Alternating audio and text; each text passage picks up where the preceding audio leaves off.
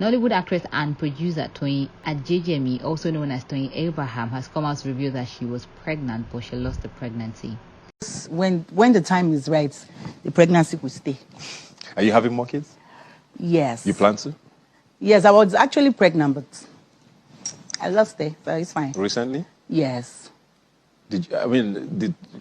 That's what I was trying to get to, but I didn't want to be insensitive about it because, you have all these people who comment and sometimes they're not very complimentary about it, How did you handle that situation? It was, most times they don't even know what we're going through. Then I just had such thing, I cried because I just wanted to have one more or two more kids and I'm done.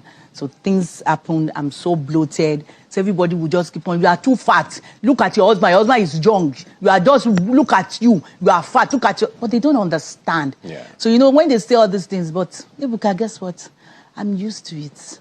As an actress, you just have to, or else you will just die of depression. So once I see it, and if I'm not okay with your comments and you keep going, I'll just block the person. I don't have time for negative.